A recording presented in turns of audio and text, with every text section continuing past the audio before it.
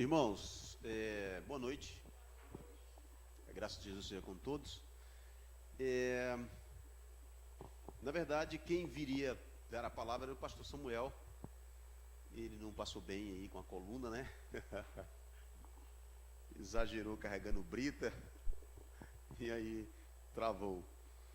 E então eu não viria para cá hoje, né? E então eu creio que de algum modo, por alguma razão estranha a mim e talvez a vocês também, eu estou aqui, né? E como nós não cremos em sorte nem em coincidências, eu creio que por alguma razão Deus quis que eu estivesse aqui, e essa palavra com certeza é para mim também, né? Então,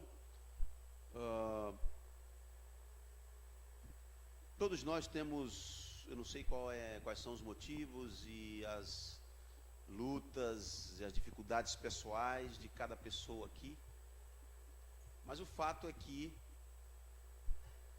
todos nós temos as coisas que nos inquietam, e a gente vem buscar ao Senhor exatamente para encontrar acolhida, né? Encontrar respostas, ou talvez alívio para alguma dor. Então eu quero convidar vocês a ler o trecho que está no livro de Marcos, capítulo 3, versículos 2 de 23, aliás, 2 de 23 até o 3, versículo 6. Marcos 2, 23 em diante até o 3, 6.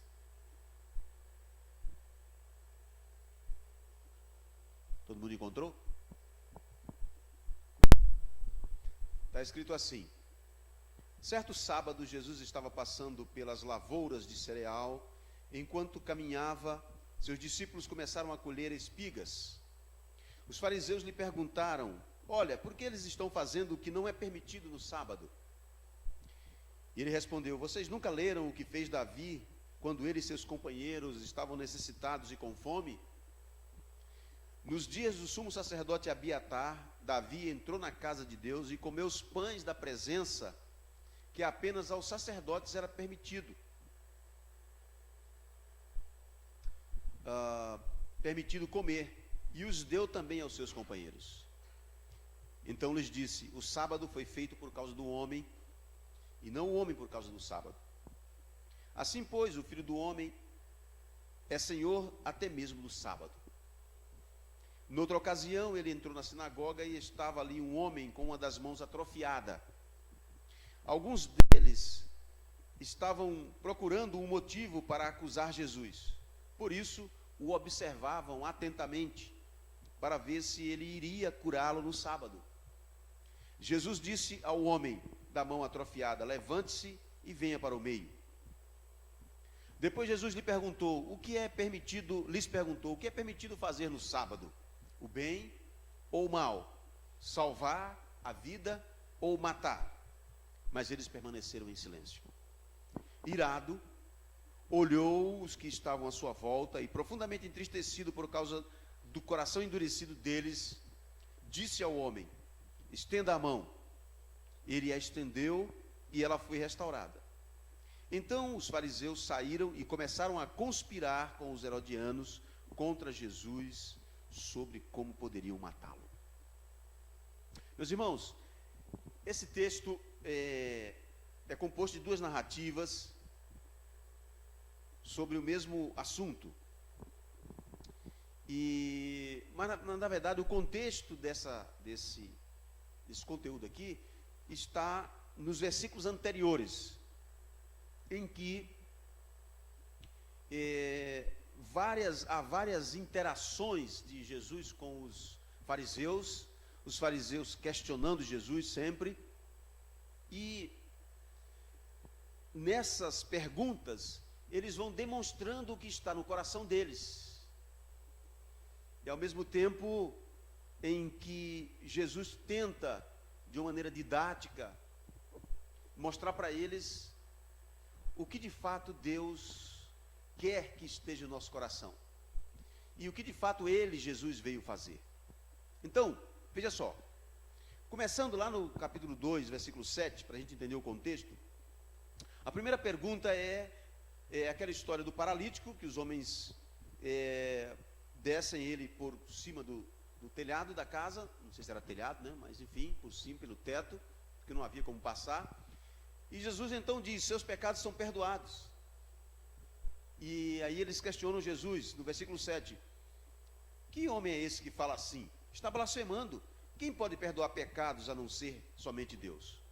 Então, nessa primeira pergunta, por trás dessa pergunta está uma compreensão e um questionamento da divindade de Jesus. Quem é esse? Só Deus pode perdoar. Quem é esse que se mete a querer perdoar? Essa é a primeira questão. Ele põe em dúvida a divindade de Jesus. Segundo, versículo 16, lá para frente, Jesus está lá reunido na casa de Mateus, também conhecido por Levi, e ali se ajuntaram pecadores, né, fariseus, vários publicanos, vários pecadores, pessoas simples. E então eles perguntam por que ele come com publicanos e pecadores. E é uma pergunta que questiona exatamente o seguinte: por que ele está no meio dessa gentalha? Para lembrar aqui de Dona Florinda, né? Por que ele está no meio dessa gentalha? Ele não é Deus? E por trás dessa pergunta também está a suposição de que a compreensão da santidade supõe exclusividade social, ou seja, separação. Eu sou melhor do que você, sou santo, então não posso andar com você, não posso me misturar com você. Essa é a ideia. Há uma terceira questão que é levantada, que está no versículo 18, que é a respeito da vida devocional. Os discípulos de João e os fariseus estavam jejuando, então eles vieram para os discípulos de Jesus e disseram assim: por que os discípulos vieram para Jesus e disseram assim, por que os discípulos de João e dos fariseus jejuam e os teus não jejuam? Ou seja, por trás dessa pergunta está também uma suposição. Obrigado. Só um é suficiente. Obrigado. A ideia por trás dessas palavras é a valorização de gestos e de costumes indicadores de santidade. Ou seja, o fato dos discípulos de Jesus não jejuarem era um indicativo de que eles eram menos santos ou não eram santos, ou alguma coisa assim. Os discípulos de Jesus, então, aqui, e também no versículo 24, quando eles invadem o sábado, eles não transmitiam, não se apresentavam, não apresentavam os traços externos da santidade convencional, da religião oficial, não é? Então, os discípulos não andavam segundo as prescrições dos fariseus ou da lei, não andavam certinhos, né? Os caras não lavavam a mão, comiam com publicanos e pecadores. Os camaradas entravam no sábado no campo e colhiam espigas. Ou seja, quem são esses caras? Quem são essas pessoas?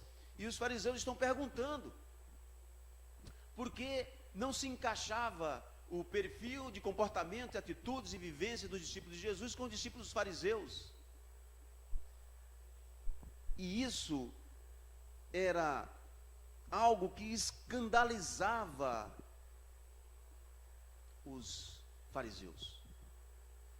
No versículo 24 ele diz assim: olha, eles estão fazendo o que não é permitido no sábado, estão entrando no campo, estão trabalhando, estão fazendo alguma coisa assim. E aqui está também a valorização da tradição, do que era certo fazer e não fazer. E então Jesus diz assim: Jesus arremata isso dizendo assim: olha, o sábado foi feito por causa do homem e não o homem por causa do sábado. O sábado provavelmente era a tradição mais significativa e mais importante defendida pelos judeus, dentre outras, mas era aquela bastante chamativa. E aí o que Jesus, nesse trecho de 1 a 6, vai fazer e vai tentar mudar o foco de atenção desses discípulos, desses fariseus, a respeito de quem ele é. Geralmente nós temos uma forte tendência de vivermos segundo as convenções. Nós não gostamos de viver fora do padrão. Nós sempre queremos estar junto de onde tem mais gente fazendo, porque o perigo de sermos expostos é menor. Então, geralmente, o comportamento convencional, ele é mais aceito. O que a maioria está fazendo? A maioria está fazendo, então deve ser bom. Eu costumo perceber isso aqui em Ribeirão, às vezes, no trânsito. Às vezes eu chego no trânsito e tem uma fila de um lado enorme, todo mundo parado. E eu já aprendi isso, então eu dou uma viradinha aqui, tem uma outra fila que tem um corredor imenso para você chegar. Eu digo, mas por que todo mundo está parando aqui? Por que todo mundo está parando aqui? Assim também, irmãos, Jesus veio para nos ajudar a quebrar e a nos libertar da vida convencional. A vida convencional diz: ame o seu próximo. Jesus é extraordinário e diz: ame o seu inimigo. A vida convencional diz: vingue-se daquele que te ofende. Jesus diz: interceda por aquele que te persegue. Ou seja, o chamado de Jesus, e Jesus está chamando isso, está chamando a atenção dos fariseus, dizendo assim: olha, eu tenho uma proposta diferente de vida, e eu quero mudar o foco de vocês. Então, nesse episódio, Jesus tenta fazer os discípulos mudar o foco de interesse, do interesse religioso, dos rituais, dos costumes e das tradições, para o serviço ao próximo, do foco das coisas e objetos para as pessoas e os seus problemas. Às vezes nós somos vencidos pela convenção, pelo jeito convencional de se viver, e por conta disso, às vezes nós traímos nosso testemunho. Quando eu olho para as pessoas, o que é que eu vejo? O que é que nós vemos quando nós olhamos para a cidade e para as pessoas? Quando Jesus olhava para aquelas pessoas, Jesus via como ovelhas sem pastor. Pessoas em busca de sentido para a vida, pessoas em busca de plenitude. E nós costumamos, às vezes, olhar para as pessoas julgando. Quando a gente vê uma pessoa rica passando num carro belo, o que é que nós pensamos? Geralmente nós olhamos: nossa, que pessoa arrogante. Quando a gente vê um homossexual passar pela gente, aqueles bem espalhafatosos, cabelo pintado, etc., cheio de trejeitos, o que é que a gente pensa? A gente pensa do modo convencional, ou a gente quebra esse modelo e pensa uma outra coisa? Se Jesus olhasse para essa pessoa, que sentimento Jesus teria por ela? Quando Jesus, Mateus 23, de 37 a 39, e também Lucas 19, 41, diz que Jesus olha para Jerusalém, contempla aquela cidade que ia matá-lo dali a poucos dias, e diz que Jesus diz assim: Jerusalém, Jerusalém. E diz o texto de Lucas 19, 41, que Jesus chora por Jerusalém. Aquelas pessoas que daí a pouco iriam crucificá-lo, ele diz assim: Jerusalém, se tu soubesses o dia da tua visitação, quantas vezes eu quis te agasalhar debaixo das minhas asas, como a galinha faz com seus pintinhos, e você não quis. E tantas vezes essa mensagem, esse olhar de Jesus, irmãos, é um olhar de misericórdia e compaixão, E quantas vezes nós, como igreja, estamos olhando uns para os outros, para a cidade, para o país, com compaixão e misericórdia? É um chamado de Deus. E aí então Jesus chama esse homem. Tinha ali um homem, diz o texto, que havia ali um homem que tinha uma das mãos atrofiada, e era sábado. Esse homem nós podemos tomá-lo como um modelo, uma figura de todos aqueles com qualquer tipo de deficiência, seja física, seja emocional, seja espiritual, seja social. É alguém que tem uma deficiência, que tem uma carência, que tem algo que lhe falta. É alguém que tem uma falta. Havia uma limitação física objetiva na vida daquela pessoa, assim como há limitações objetivas na vida de cada um de nós e das pessoas com quem nós nos encontramos pela vida. E nós somos chamados a ser instrumentos de cura para essas pessoas, não instrumento de aprofundamento da dor.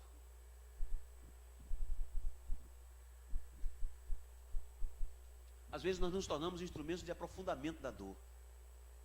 A pessoa já é um sofredor e nós julgamos, nós aprofundamos a dor.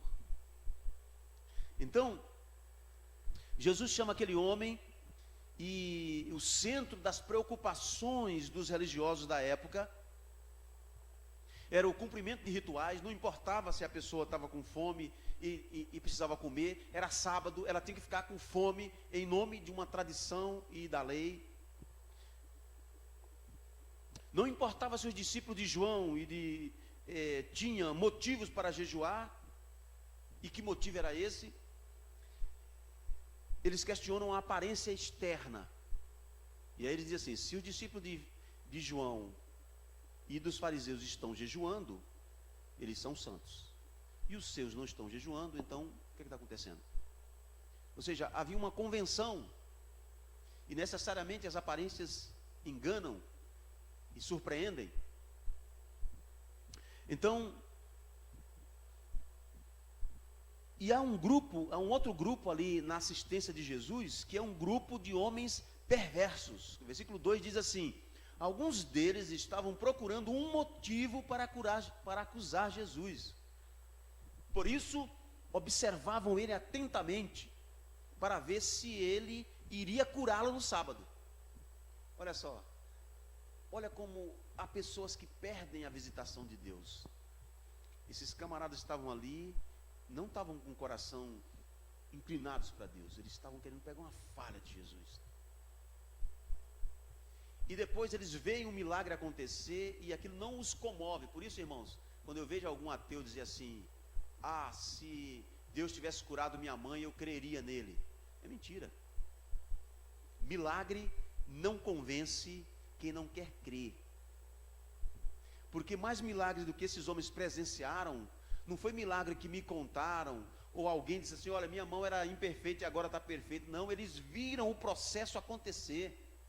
Eles viram pessoas cegas serem curadas. Eles viram pessoas leprosas serem limpas. Eles viram pessoas mortas serem ressuscitadas. E muitos deles não se converteram nem com isso. Por isso, milagre não convence ninguém, irmãos. Quem tem o coração duro, nem milagre convence. Por isso, quando um cara diz assim: ah, mas eu não creio em Deus porque Ele não está aqui na minha presença, se Ele aparecesse aqui, é mentira sua. Seu coração não seria convencido, porque você não abriu o coração para crer. Jesus diz: bem-aventurados que não viram e creram.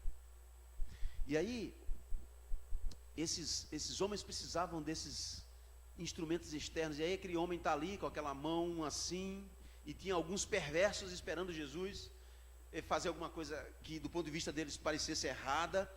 E no final do texto, versículo 6, diz: então os fariseus saíram e começaram a conspirar com os herodianos contra Jesus para poderem matá-lo. Irmãos, como pode? A pessoa vê um milagre acontecer ela nem se arrepia, ela não sensibiliza, ela sai dali para denunciar Jesus. Olha, ele fez um milagre ali, é digno de morte. Olha que coisa esquisita, como é que funciona essa cabeça, irmãos? Eu não consigo entender isso, não consigo.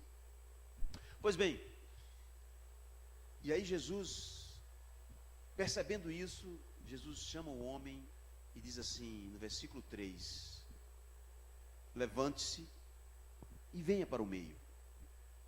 Isso é uma metáfora, irmãos, também. Jesus chama aqueles que nada são, aqueles que são os órfãos e as viúvas, os abandonados de qualquer natureza, e coloca no centro da missão da igreja. Levante-se e venha para o meio. Jesus não chama os religiosos para o meio. Jesus chama os desvalidos. E os desvalidos, hoje, são todos aqueles que não têm voz, que não têm vez, que ninguém ouve, que ninguém escuta. São os largados. E Jesus diz assim, são esses o alvo da minha missão. Não exclusivamente, porque Jesus não tem exclusividade, mas porque são esses os que têm o coração simples para crer. Existem homens intelectuais que, baseado na sua inteligência, leem a Bíblia de frente para trás em grego e hebraico, mas o coração não abre para crer em Jesus. Existem homens ricos cujo dinheiro e cuja sombra das suas próprias seguranças não lhes permite crer em Deus. O seu orgulho não lhes permite isso.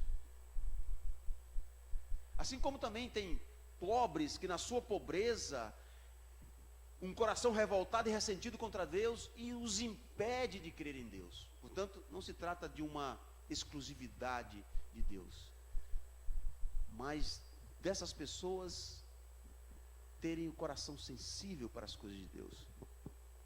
Então, Jesus ergue esse homem, coloca no meio, porque esse é quem ocupa o centro da missão de Jesus. Que valores que regem a nossa vida e como é que eu olho para o mundo? Essa palavra de Jesus, irmão, serve de crítica também a essa sociedade que a gente vive. Uma sociedade hipócrita, na qual nós vivemos e que só valoriza os que podem consumir. E do ponto de vista da nossa fé, irmão, não nos enganemos, o mundo não gosta de cristão. Eles nos toleram, nos amam, entre aspas, mas quando você começa a conversar efetivamente sobre as exigências do Evangelho, sobre quem é Jesus, as pessoas começam a ficar meio reservadas. Porque Jesus diz assim, olhem, me odiaram, vão odiar vocês também. E Paulo diz assim, todo aquele que quiser viver piedosamente sofrerá perseguições. É de supor que às vezes o nosso relativo conforto nessa sociedade pode ser meio suspeito. Por que estamos vivendo tão confortavelmente na sociedade? Será que é porque a sociedade é boazinha e nos aceita? Ou será que é porque nós estamos encaixados instrumentalmente nessa sociedade? Ou será porque que nosso testemunho é tão vago, tão simples, tão diluído que nem incomoda? Deixa eles aí. E aí, quando eventualmente alguém se levanta e se torna perseguido, nós próprios muitas vezes dizemos assim, olha, os fanáticos